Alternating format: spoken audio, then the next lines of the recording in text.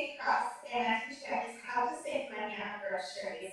I went viral last year for strawberries in a jar and had a TED Talk because of it. The average family throws away 30 to 40% of the food that they buy, and I teach families how to have zero produce waste, which is incredible. So, and I'm here with Tash. Hi, y'all. I'm Tash Haynes. I'm a global influencer, content creator, photographer here based in Tacoma, Seattle, Washington. I have 3 small children, 1, 3, and 10, and they love produce. They love fruits and vegetables. We cannot get enough of them, but we also can't keep them from going bad. So when my kids want strawberries, she's had this jar of strawberries for 3 weeks. You guys, I can't get strawberries to last more than 24 hours at my house, and it's not because my kids are eating them all. So when I met Amy, back in August, and we were just telling me a little bit about how she has zero produce waste and how she's able to make her fruits and vegetables last a long time, I was just like blown away by that and wanted to learn more. I thought maybe you guys might want to learn more too. So here we are. So we go grocery shopping once every 3 weeks, and we have zero produce waste. So even like these Brussels sprouts and mushrooms are from October 20th. Like all of these things that I bought are from October 20th. And then we go grocery shopping once every 3 weeks with zero waste. But even if you're going grocery shopping like twice a week, like just thinking about being able to cut those trips down a little bit, like that's the first goal, is not stopping at the store every day. So how are you able to go shopping once a month and make sure that your groceries that you purchase last you throughout the month? Like, what are your tips and tricks for making that happen? So I have a secret trick for washing the produce. So certain items I wash differently. So like the strawberries I wash in the vinegar wash. So we'll make sure that we pin that so you have the instructions. But it's 2 minutes in the bowl of water, and it's so important that you set a time. So as moms, we get busy, like if we think, oh, we're just gonna do that for a minute, we're gonna go swap the laundry, get sidetracked and all the things. So set a time. 2 hours later, you're like, what was I doing? I can't remember. Sports strawberries. We let them until they're bubble dry. And this is another thing, like if you have littles in the house and they're eating those strawberries in the first day, that's a good thing. Like, don't complain about it. Like if you're eating a little bit more produce on the first day when you're washing the items, like that's a great thing that they're eating their rainbow, like just kind of plan ahead for it. But they lay out for like 3 to 4 hours until they're bone dry, and then you put them in a jar with a paper top. And these are actually 3.5 weeks old. So I should have went shopping on Thursday for my 3-week grocery shopping cycle. Today's Monday. So these are 3.5 weeks old. Raspberries and blackberries will last the same, like 2 to 3 weeks. Grapes will last 40 days. 40 days. And blueberries will last 6 to 8 weeks. I have parsley in the fridge right now that's for leftover. What? Yeah. Wait. That's like 2 months, like 8 weeks ago. Yeah. Wow. Yeah. How do you store your parsley? So the parsley, I put it in a smaller glass jar, and I trim off the ends, and I put filtered water in it, not tap water, because tap water has chlorine and it'll kill the plants. So filtered water, and then you put it in the fridge, and then just every 10 days or so when you go to use it, just trim off the ends. But parsley and cilantro will last 6 to 8 weeks in the fridge. Wild. Okay. So then we have our herbs for Thanksgiving, which I bought a couple weeks ago. Okay, so Thanksgiving for me is a really big challenge because I usually cook Thanksgiving dinner at my house, right? So I'm the one that's responsible for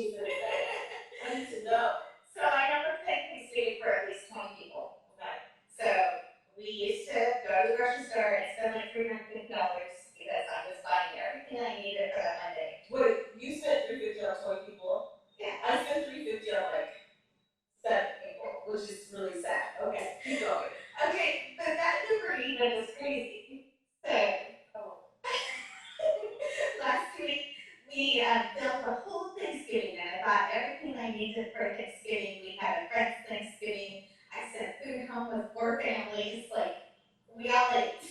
And I spent $112 at the grocery store to do that, and I bought peanut butter so Wait, so you fed 4 families on $112? and still have leftovers. I'm doing something wrong. My life is very clear.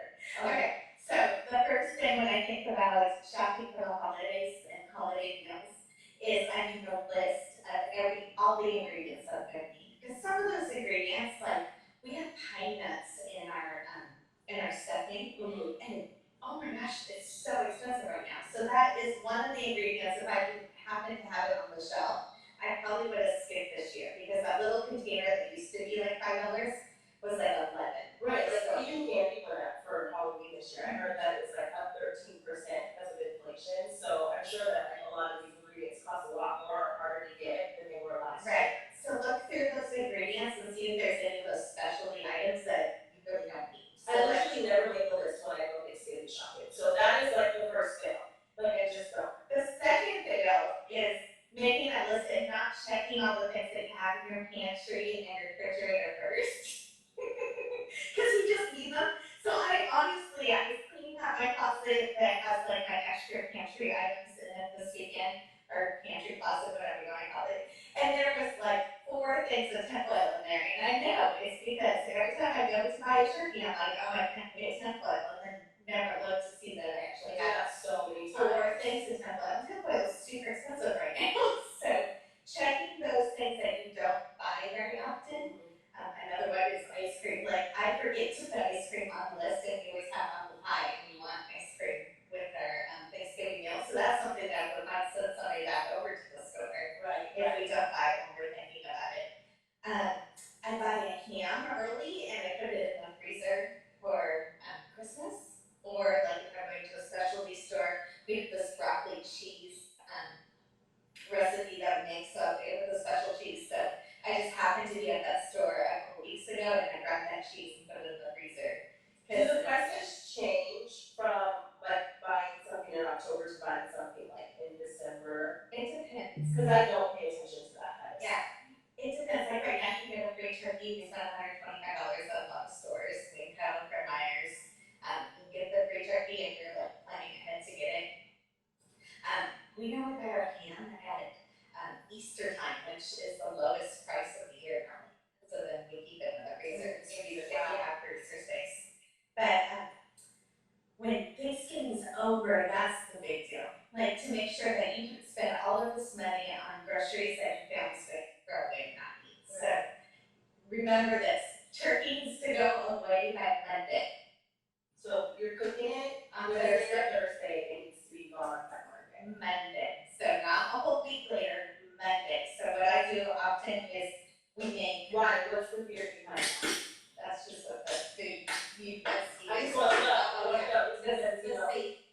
The state determined, or the longevity of the turkey. Okay, sure. So by Monday. So, you know, if it's next Thursday after Thanksgiving, you still have leftovers, you have to switch them up. So I always make sure that we debone it, and I keep the carcass to make bone broth, which you can, if you're not a canner like me, you can just put it in the freezer to make the bone broth. But you think of those containers of bone broth, which are like at least $4. I haven't checked the prices the last couple of years. But you can make it for free out of scraps, so, and it's better for you. But so the bones I normally save, and I make bone broth out of it. And then the meat, I make sure that I divide it up into portions of what we're going to use. So some of it I will cut into little chunks or shred it. And this is about a cup and a half, which is perfect for like a turkey pot pie. So I can just. Can I get this closer so you can see how beautiful this pot pie is, you guys? Gorgeous. Who would think to make a turkey pot pie and hide people after Thanksgiving? Not me. She wouldn't. Nope. So you can freeze it just like this, and then make the pot pie later, anytime in the year. It'll stay in the freezer all year like this. So pretty. Is my pot pie gonna be this beautiful? Yeah. But always around the holiday times, because I have your blood system that I dystrophy, so I never know if I'm going to have a good day or a bad day or string of bad days, especially when the weather's harder, I buy pie crust. Like this is just the Pillsbury rolled up pie crust, and so it's really easy. You can keep that in the freezer. You can make the pie and you can freeze it like this and then pull it out to the oven, or you can just freeze the ingredients and have it anytime, which I kind of like, I prefer to do. So this way I can make turkey and dumplings, I can, do all kinds of different things. That's so good. That's so good. Are you gonna have a blog post of like things that we can make with our turkey after Thanksgiving that we can reference? Because that would be really helpful. There will be a post somewhere. Yes. Perfect. I'm not sure if it'll be a blog post, but we will have a post at least on Instagram. I'll take what I can get. But there is my second recipe is on the blog, and our brine recipe, because I brine our turkey beforehand, so it's super juicy and just wonderful. And then, so the stuffing, the brine, the turkey broth, those are all on the blog for this year. And I'm honestly saving a couple recipes for future years. So on the blog. I love it. And then you were talking about not going to the grocery store so often. So apples are kind of one of those things that we used to have a lot of people in our house. We don't right this moment, but to be able to buy a lot of fruit that because it didn't always fit in the fridge. So that's what I mean. So when you're trying to think about, oh my gosh, I need to buy all this fruit and they won't all fit in the fridge. Apples are something that I buy in the fall, and they will last for months. So a lot of people don't think about the fact that apples are only picked in the fall. So a lot of the apples that you get at the store are old. They're old. I know that because I just came back from the orchard and I learned all about apples. Yeah. Upper East Washington, that's East Washington. Orchards. Family, that means something in our family. But anyway, so apples is something I have in the fall time. We get oranges. Oranges are harvested in December, and so then oranges will keep for a couple months. Also, if you're like trying to get extra fruit storage in your house and not necessarily have room in the fridge. Watermelon, I get an extra watermelon or two at the end of the summertime, and it'll last all the way to Halloween.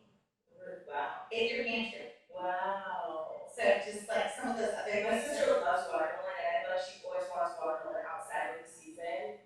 So I think that's a really nice tip that I'll be able to tell her. So it will last in the pantry for a couple months. So like in a cool, dark place.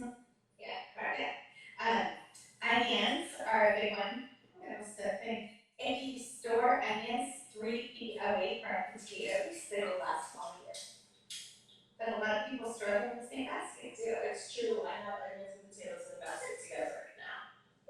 So yeah, they'll last all year. Harvest season to harvest season, so fall to fall. So our onions and garlic together, and then potatoes 3 feet away. So in your lane, I cover the potatoes with a dark cloth, or not dark cloth. I keep them dark with the like they want to be sleepy. Yeah.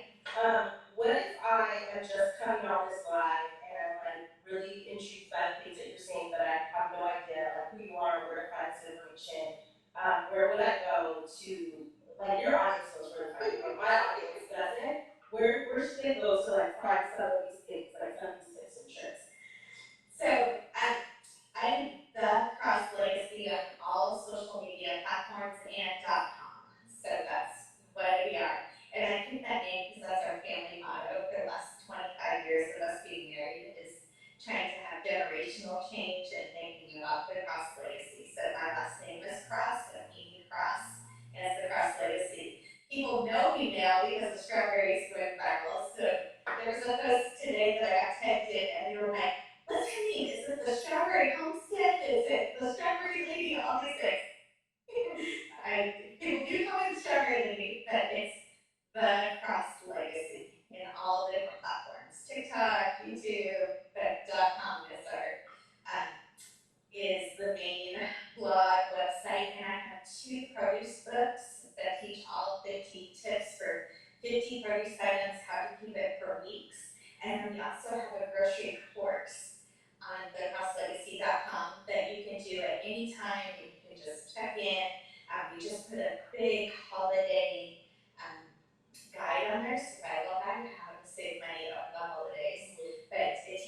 how to take inventory of what you have in your house, what to go buy, what your family grocery budget could be, if you really wanted to break it down. And then we're adding recipes all the time. Of Just this, like I need that. You just interesting hear so much about food. Like I feel like food is our biggest like expense, and I don't always. Yeah, we can be way better around food and planning and things like that. So I'm like so inspired by you. So we used to have a whole bunch of littles in our house, um, and at the same time that we had so many people in our house, my husband and I were working 5 jobs because we could not cut anything else in our life, and our grocery budget was out of control. And every time we stopped to go to McDonald's with a whole bunch of littles in the car, it was like $45, $50, just to go get Happy Meals that make me happy, you know. And then you hungry like an hour later. Yeah, yeah. And so we literally we were doing everything that we could. Like I owned a business. My husband is I don't want to say it wrong, but he has a good career job. Like all the things that he was Ubering at night.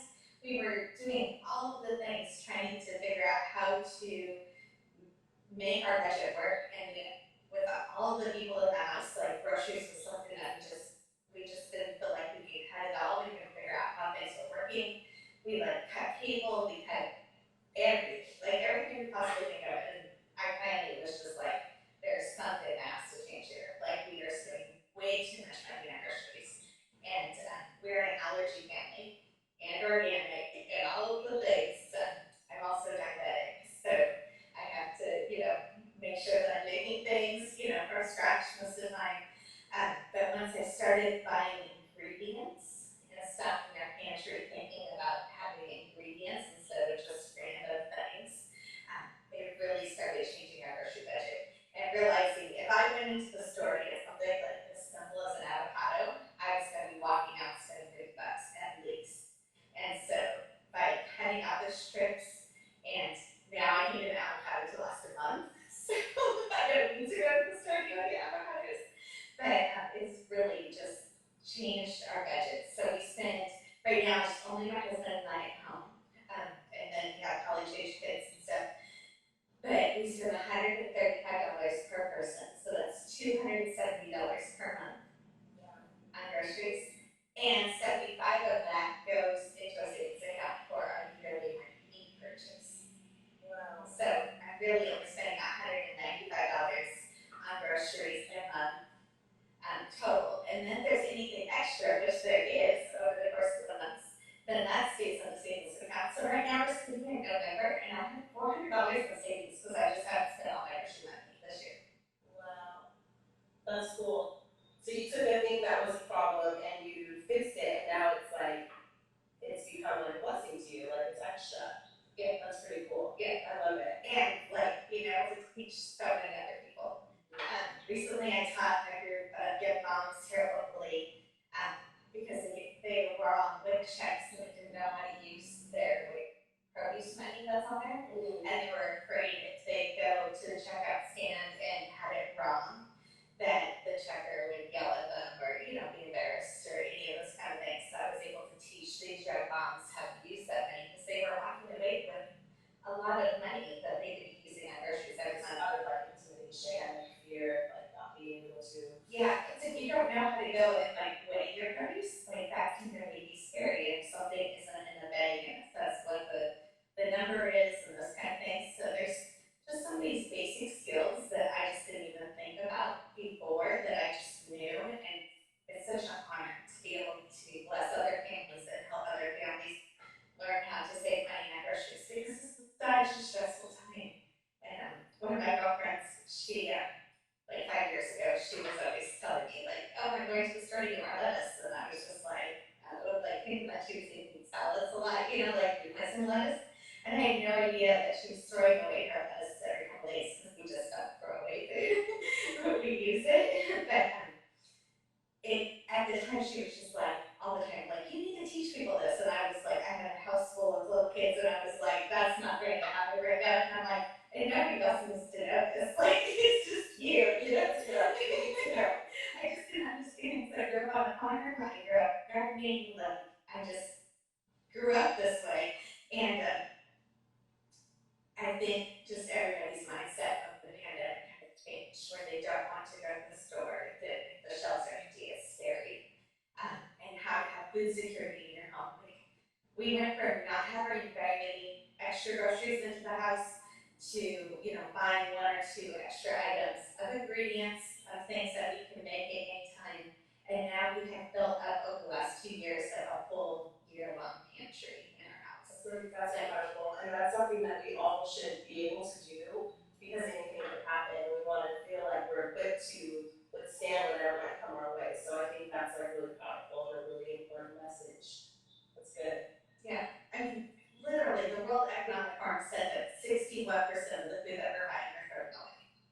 Like, what can we do better that we're not doing that? Like, that we're actually eating that food or thinking about how to long-term storage it and make sure that we're rotating it. And, it's just not being forgotten in the back of the pantry, but we're actually using it. And that's why I try to show so many like home from scratch recipes all the time, even if that was a frozen pie crust. But I was using that, turkey. This was actually turkey that was in my freezer from last year that I used to make the pies. I had this is good. I had celery and carrots that were extra from a couple times ago that were in the freezer, and I had just chopped those up and used those. I had frozen peas. Like, it's just better, stock and flour and Your vegetables. yeah. Well, and also like homemade food, like from scratch food, it just feels so much better in the body than anything else. Like I remember when I was pregnant with my last child, all I wanted was like someone to cook me like those good hearty meals. I didn't want like fast food. I didn't want anything from a restaurant. It's just so much better when someone is like putting their heart and their soul into the meal and preparing it. And it just tastes amazing. This probably took me about 10 minutes to make. I did, like, was watching it in the oven, kind of rotating it because I wanted it to look perfect. But the actual effort to make it only took about 10 minutes. Right. Like, and for me too, and I don't particularly love being in the kitchen. That is the worst question that I get asked every day is like, what are we eating? And I get so annoyed, I'm mad, like, don't ask me this. I don't want to think about this, but it is like the most important question, right? And I think knowing that this only, if you're prepared and you know like the process, you know that it only takes a few minutes when you have everything in place, like that's so much easier than going to McDonald's or picking up something, and it's gonna be so much more fulfilling for my family as well. So I think knowing that you made this in 10 minutes gives me hope that I can actually adopt some of these practices and like give my family better food. Yeah, like last night, I wanted to be in the kitchen yesterday. I wasn't very busy, and I was trying to cook ahead some of the things that would make my week easier. And so last night I made Italian sausage stuffing. I don't even know what I called it, but they were acorn squashes. There we go. That were stuffed with Italian sausage and stuffing, and it was really yummy. But while I was doing that, I also, since I had the oven on doing things, I also was cutting up some of my other fall decor and cut up some of my butternut squashes, and I'm going to make a squash like pasta recipe with cauliflower gnocchi that I have in the freezer that I want to use up. But I had the oven on already. It wasn't a big deal just to put 2 trays in, and then I could put the cooked squash in the refrigerator and use it later in the week. And just kind of thinking ahead a little bit. They were like laughing at me because when we were making the stuffing last week, the pictures were wrong because I wanted extra Italian sausage and extra onions. Like, if I'm going to cut an onion, I'm going to cut it all the way. If I'm going to cook an onion, I'm going to cook it all the way, even if I'm only using half of it right now because it'll stay fresh and look pretty jelly and I'll use it. But yeah, I'm always like trying to see what I can cook a little bit extra. I'm only washing the pan one time or washing the cutting board one time, and then if it's in the refrigerator, it kind of forces me to wash just it. mindfulness all the way through the process, Yeah. like from beginning to end. So I see you have Brussels sprouts and mushrooms back here. Can you tell us a little bit about these and like your process for them? Yeah, so mushrooms you do not wash. So they're one of the items that you don't wash. These are 3 weeks old, 3.5 weeks old, so they're not even looking too sad yet. But the best way to keep mushrooms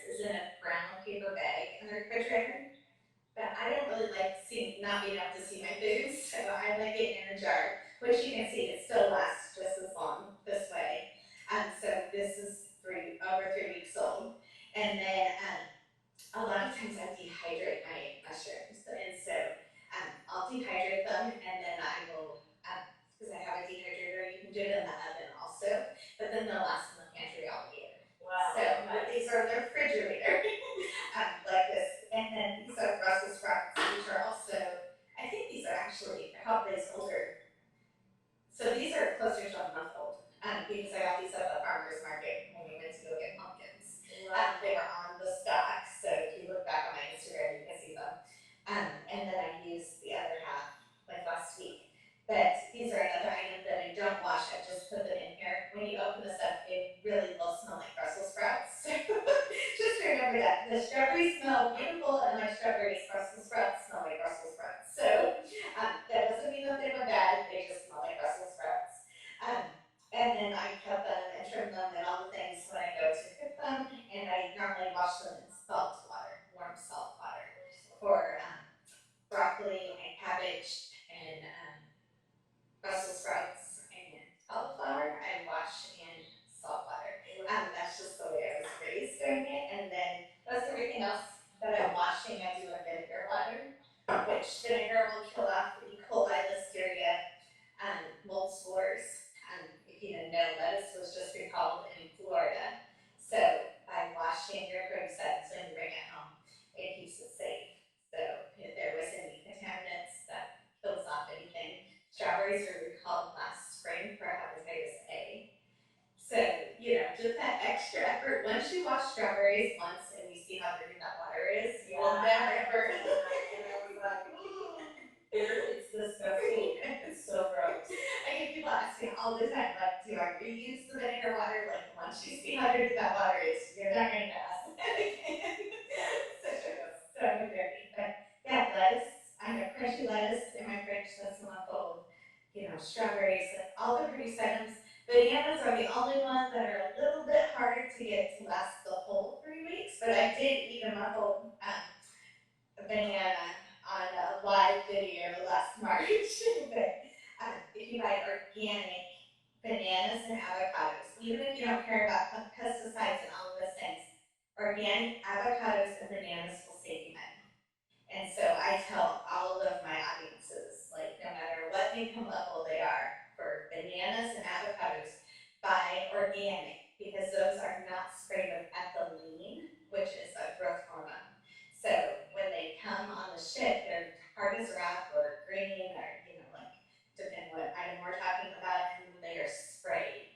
And it's a growth hormone. So when they get sprayed in the warehouse, they get on the truck, they arrive at the grocery store, and they are perfect.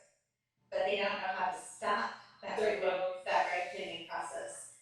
So the organic bananas and organic avocados are not sprayed, and they just naturally, the way God wants them to be, ripen. And so that way they stay fresher longer. So That makes sense. yeah, so the bananas will stay on the counter and keep them away from other produce items. They do not like being near oranges or apples. And if you have half a banana, if you put it in a jar, I normally use a smaller jar, a pint-sized jar with a metal lid, it will stay fresh for a few more days in the refrigerator if it's cut in half with the peel on. Wow. So if you have a little, or if you're like me and diabetic and can only eat half that banana, you can cut it in half, put it in a jar. It has to be a metal lid for this one, and it can go in the refrigerator. And then the avocados, store them with lemons in the crisper drawer, and they will stay fresh for a month. Wow. Okay.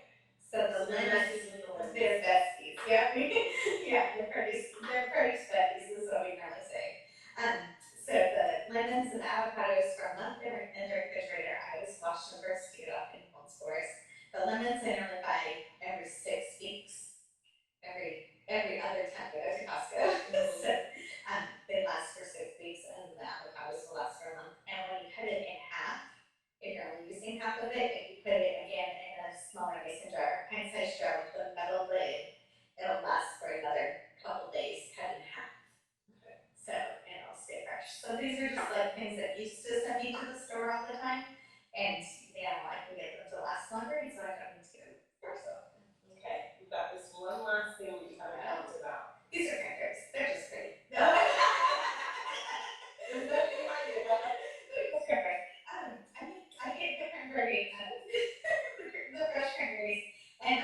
working on a recipe to make it more diabetic friendly for this year because this is the first year that I'm actually officially diabetic. So I've been working on a recipe for that. So I'm not announcing that yet. I wasn't super happy with my first try on that, so this is for my next try on the diabetic friendly um, cranberry sauce. And if I can make it perfect that I love it, then I will let you know. And if not, I will tell you my old recipes. It is very good though. It's already, so these will also stay in the fridge for the whole month. So around this time of year is the only time that you can get them. And then I am a home canner. Like I can things that are shelf stable just like our grandmas did. And I also make cranberry juice. Oh. So last year I was only able to get 2 packages of cranberries, and so I couldn't make very much juice. And so this year I was like, I'm going to make sure that I get it right. And then my kids always say random things on them because that's whatever I've been canned before. So, I love it. but I only go to the grocery store once every 3 weeks, so I don't really need to know that on it. Yeah. But, Wow. This is amazing. You're doing great work. And I love that you share and that you empower other people to be able to do these things too. That's so cool. it's like 100% they're calling out my heart to help others and for generational change. And I love it. I love it. Are there any questions? Over here. Oh yeah, I forgot. I have my whole thing going. Feel free to like get up in there. Okay. Get up in there and get curious. so we'll end up cutting this video and replaying it on YouTube so it'll always be available. And then we'll make sure when we post it, we post all the links for each other. Perfect. This is so interesting. I had no idea. And then someone said, like they don't even see this taught in schools kind of thing. So it's really cool to hear. Yeah, there are a lot of things that are not taught in school that need to be taught in school. Like I'm realizing that more and more. Like we are wasting a lot of our kids' time. This is like the life stuff that's gonna like equip them for the future. I think so much of like our great grandma's generation and our grandma's generation, like they thought about these things all the time, and then it kind of got lost for a generation or two. And then there's people like me that are bringing them back, and it's like so I get it all the time. Like, oh well, I can't stay in a grocery budget because we're organic, or like all of these excuses. Like our family literally has all of the things. Like I'm diabetic, I can't have preservatives. Like we have a soy gluten, raw sugar cane, vegetarian, oh, and one without dairy. So like we have all of the things. All the food allergies. In our lives. Like I have been doing this for a really long time, trying to figure out how to make things that everybody in the family will eat and how to keep things longer, or we have one vegetarian in the house, like how to keep her happy and still, have dinners and, all those kind of things. But it was super scary at the beginning of the pandemic, knowing like I needed her flour and I couldn't get her flour. Like, or now the flour is twice the price that it used to be, and trying to find like different ways to buy, like instead of the small bag of whatever it is that's $7, if I can buy it on Amazon and get a larger quantity of it, sometimes it's way cheaper too. So you have to start thinking about like, okay, 25 pounds of flour seems like a lot, but that is way cheaper over the course of the year, and I'm going to go through it in the course of the year. So, when you start thinking about those larger quantities of things, it is less expensive over time. So, especially if you're going to be using it, yeah. which you obviously you cook frequently. You have to. Yeah. So that makes sense. Now washing dishes. We're not here to talk about that. We're here to talk about the good stuff. Dishes aren't washed in my house either, and I actually really love to clean. It's so good. I have one team member that's really good about calling me right when dishes need to be starting, and I'm just like, yes. So I go start dishes, and then I'm like, I can take this call. It works out. It's all good. It's all good. But yeah. So speaking of dishes, though, I really try to only cook 3 days a week. So if I'm making a pot pie, I'll make 2 pot pies, and I'll put one in the freezer. And I have a rotation of meals that I pull out of the freezer. So every couple days, I am pulling out something that I'm making that I'm going to batch cook, and then a meal or two out of the freezer that I've already batch cooked. So we don't have leftovers that much. We have meals in the freezer Ready to go. ready to go. I love it. I love it. Yeah. Perfect. Anyways, I feel like you answered all of my questions. Yeah, this has been amazing.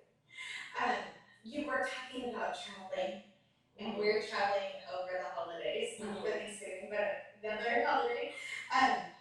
But we always go grocery shopping, and I think of those meals when I'm traveling. But some of the things we're traveling by car, so it's a little bit easier.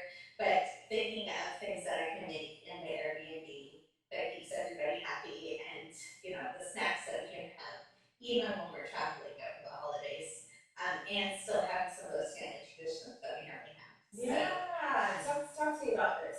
So we're not flying, so that does make it a little bit different. But like we always have cinnamon rolls on Christmas morning, and so I'm making sure that we're making cinnamon rolls ahead of time, and I'm going to be able to bring them with me. But even if we were traveling, I'm sure we would be able to have that tradition, easy. Even if you had to go get a little can of cinnamon rolls, like you can take your traditions with you wherever they go, because as your kids grow up, they change. Yeah, no, totally. You have to be okay with it not necessarily being Christmas morning in your house, or like you have to go okay with being able to move with traditions and this kind of things. But yeah, most of the time when we are traveling, we're driving there. And having so many allergies, we try to pack as much as we can. So we limit the amount of times that we go to a grocery store or to out to eat. I'd rather go to a grocery store than out to eat, which saves us a ton of money. Right, So, totally. even like we had 13 people at the house for my TED Talk last month, and we rented an Airbnb when we were there, and it was like super easy to we just threw out like a big old charcuterie board, and there was food there, like easy making nachos that everybody could just grab and be happy with, and especially with allergies and stuff, like you could make the nachos choose what they want. any way you want, so it's just kind of fun to think about different things that you can do that makes everybody happy, and it's not so hard. Yeah, no, that's good. I love it. You've given me some ideas. I love it. Perfect. Cool. All right, there's one more thing that I want to talk about since we're here and we're talking about holidays and saving money is our family only does 3 presents each. So we do a need, a want, and a hobby. And then if they give anything extra, it's extra. So for 15 years, I owned a housekeeping company, and so sometimes I would get holiday bonuses, and some years I wouldn't get as much. So I never based our Christmas on those holiday bonuses. But my girls know to ask what the budget, they know what the budget, they're older now, so I'm just really honest. This is the budget, this is what we're spending, and they ask accordingly. But we keep the budget the same every year. It's not stressful for us.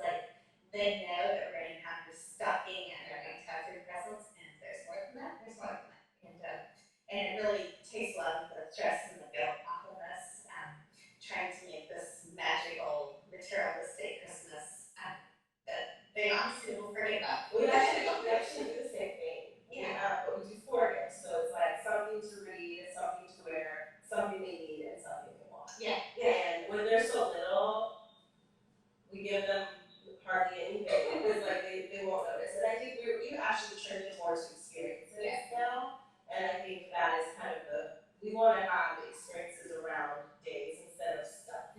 My mom is a hoarder, and I just spent the last week and a half dealing with all of that, and I just would never want my family to be in a position where they had to sort through or get rid of things because we were just overindulging. So the last year doing that same thing. So I love that. I love it. And the kids don't. I mean, if it's something they really want, they don't care about how you announce the presents. They will be excited about that thing that they really, really want. Yeah. And we put way too much pressure on ourselves. So I love that. And speaking of that, there were a couple of years that Mike and I had decided to push all of the Christmas funding towards our family and not open up a present for each other. And I would never ever recommend that again. So I don't care how much money is stretched and whatever, even if it's only one $5 present under the tree, even if it's your kids have done something for free and wrapped it up and made a gift, there has to be something under the tree for mom.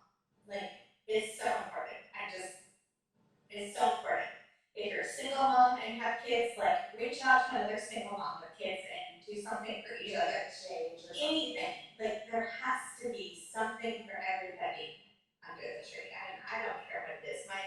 One of my favorite presents that my husband ever gave me is this frame that I'm sure it's just like a Walmart little frame, and on it, I don't ever show it because it has all of our personal information, but it says, what a difference a day makes. And it has my birthday, his birthday, our wedding anniversary, and our kids' birthdays on it.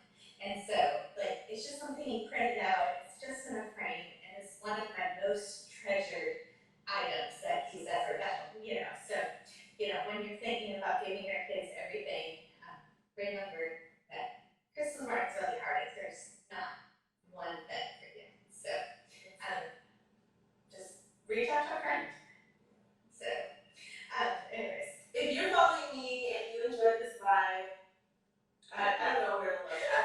They're both listening, okay? Make sure you guys reach out and start following Across Legacy. But she is obviously a wealth of knowledge. You've seen that over the last hour. She has so much to offer, and she's really making a huge difference, like in the world and especially in our community. When I met her, like I could tell that she was salt and light, and you can obviously see that in this live. And I'm just so thankful for her and her wisdom. And I'm hoping that she'll get me together, because I think of all the things I could be buying when I'm throwing my food away. So thank you so much for this time and for going live with me and for giving us like some good tips and tricks for approaching the holiday season, because this usually is a time where there's a lot of waste. And I think like just for our own families also, but like for the world at large. When I was at the dump last week taking my mom's stuff, I just was like overwhelmed by the amount of waste that was there. And especially with my mom, and she's one person, and it was just like so much waste, and I felt so much guilt, but also there was nowhere else for the stuff to go. And she was kind of in a situation where we had to kind of act fast. But I really, over the last couple of years, have gotten more mindful and thoughtful about like our environment and our impact, and just like our carbon footprint and just the impact of that. Some of that is just like my own experience, some of it is like people that I respect and admire, like should be in that direction. So these kind of conversations I think we need to be having more and more, because I know I want my children to be in a world that they can enjoy, that's safe, where they can count on their foods to come every year at the farms and so on and so forth. So I appreciate this conversation. Somebody had said last year when this all started, that I was ready to go back to the kitchen, and I just cling to that there's so much weight on our shoulders because of grocery prices, because of what's for dinner, like what to feed our families, like all of those things that, by following the Across Legacy, hopefully we bring a little bit of hope back to your kitchen. So, well, thank you for being here. Yes, thank you guys. We're going to tag audiences and try to cross post and do more things together because we're local. And I want to thank the Simple Beauty Sisters for having us at their farm this summer, because that's how we